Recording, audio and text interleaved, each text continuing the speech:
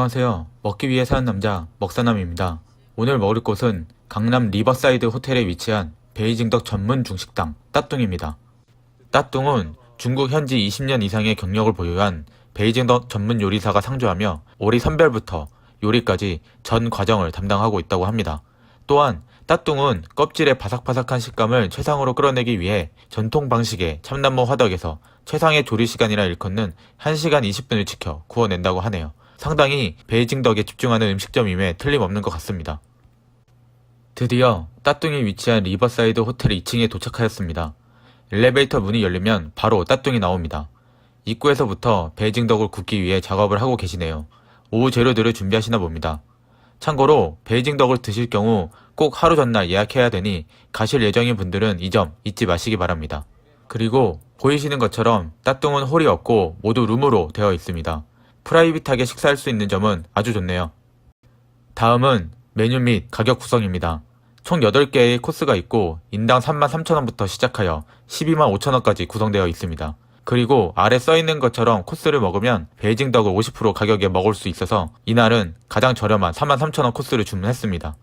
베이징덕은 한 마리에 85,000원인데 50% 디스카운트하면 42,500원으로 치킨값 2마리 벌었네요. 개이득. 물론 이렇게 단품 메뉴로도 주문이 가능하다 하니 참고하시기 바랍니다. 자, 그럼 이제 식사를 시작해보도록 하겠습니다. 첫 번째로 전체 요리 삼색 냉채가 나왔습니다. 우선 오리부터 먹어봤는데요. 새콤달콤한 소스가 올라가 있었는데 나쁘지 않았습니다. 그리고 고기 밑에 레몬 슬라이스가 있었는데 촬영하다가 모르고 입으로 넣었네요. 저만 고기를 2장 받은지 알고 좋아했었는데 먹다 보니 이상해서 다른 사람들 거를 보니까 레몬이었어요. 개 낭패였네요. 진짜 순간적으로 뱉을 뻔했습니다. 다음은 새우를 딸기 크림 소스와 곁들였네요. 새우 크기도 에피타이저로 아주 좋았고 딸기 소스도 나쁘지 않았습니다. 해파리 냉채는 겨자 맛이 나면서 약간의 레몬 향이 느껴졌네요. 요즘 회사에서 종종 해파리 냉채가 나오는데 그것과 상당히 익숙했습니다. 다음은 게살 스프가 나왔습니다. 게살, 계란 흰자, 팽이버섯으로 구성되어 있었습니다. 양이 생각보다 많았습니다만 간을 세게 먹는 저에게는 약간 싱겁게 느껴졌었네요. 순간적으로 주변에 간장이 있는지 찾게 되는 맛이었어요. 그런데 이렇게 먹고 있을 때 갑자기 문이 열리더니 오리를 썬다고 하시네요. 다행히 썰기 전에 이렇게 촬영할 수가 있었습니다. 게이득. 그럼 잠시 베이징덕 카빙하는 모습을 감상하시죠. 우선 등 껍데기를 분리합니다.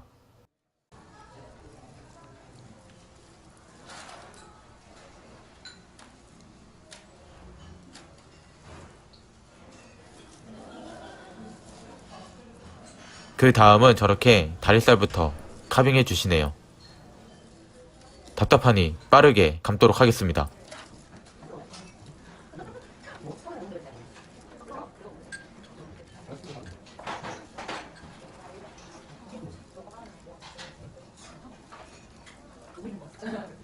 드디어 곱상하게 썰린 베이징덕이 나왔습니다. 썰고 나면 이렇게 2접시가 가득 차네요. 껍데기가 아주 반짝반짝하니 아주 먹음직스러워 보입니다. 자, 그럼 베이징덕을 먹어보도록 하겠습니다. 베이징덕은 무조건 이 껍데기부터 드셔보셔야 합니다. 껍데기만 먹으면 느끼하니 야장 소스에 찍어 드시길 권장드립니다. 껍데기는 확실히 바삭하고 기름지긴 한데 중국에서 먹었던 것만큼 감칠맛은 없었네요. 뭔가 밍밍한 게 대륙만의 무언가가 빠진 느낌이었습니다. 엄청난 맛은 아니었네요. 자, 그럼 이번에는 처음 드시는 분들을 위해 정석대로 먹는 방법을 소개해 드리도록 하겠습니다.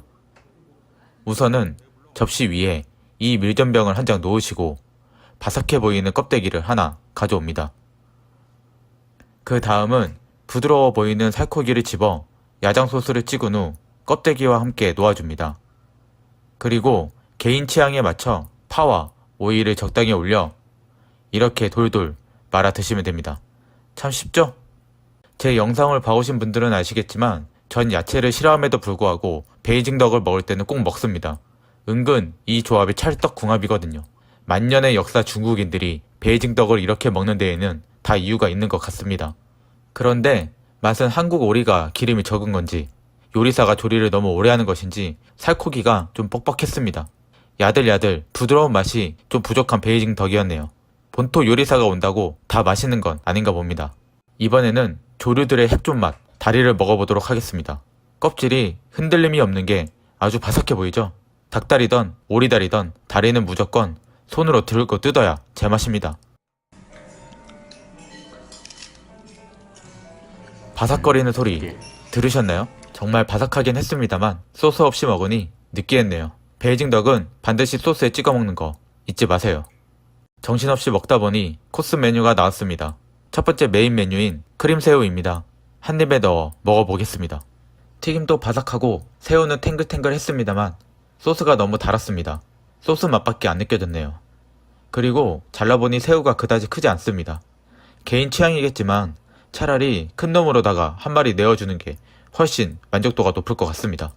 다음은 엑소 브로콜리 관자가 나옵니다. 관자를 전분물에 묻혀 튀기고 그 위에 엑소 소스를 활용해 만든 소스를 올렸네요. 소스 맛은 칠리 새우 말고 깐쇼 새우에 올라가는 소스와 비슷한 느낌이라고 생각하시면 될 것 같습니다. 그래도 음식의 맛은 크림 새우보다는 나았습니다만 관자가 생물에서 느낄 수 있는 탱탱함은 부족했던 것 같네요. 두 번째 메뉴도 다 먹고 나면 이렇게 식사가 나옵니다.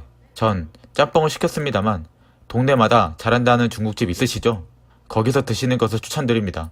특별히 국물이 맛있는 것도 아니고 해산물이 많은 것도 아니고 면이 훌륭한 식감도 아니었네요.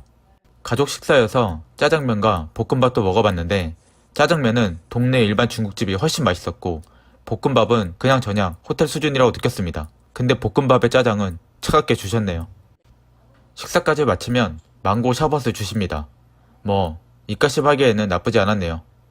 총평을 하자면 우선 앞으로는 다시 가지 않을 것 같습니다. 이 돈으로 동네 유명 중식당에 가서 코스를 시켜 먹거나 메인 요리를 시켜 먹겠네요.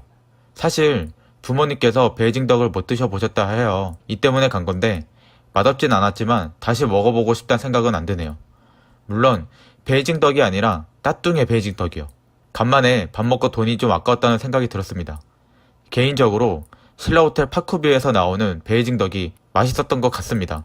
팔선 아니고 뷔페 파크뷰요. 그리고 다른 코스 요리부터 해서 식사까지 동네 유명 중국집이 훨씬 맛있었습니다. 근데 생각해보니 코스 요리가 33,000원 밖에 안 했네요. 호텔에서 이 정도 가격이었으면 그렇게 좋은 재료와 맛있는 음식을 안 내어놓는 게 당연한 거겠죠? 그래도 아무튼 전 다시 갈 것 같진 않네요.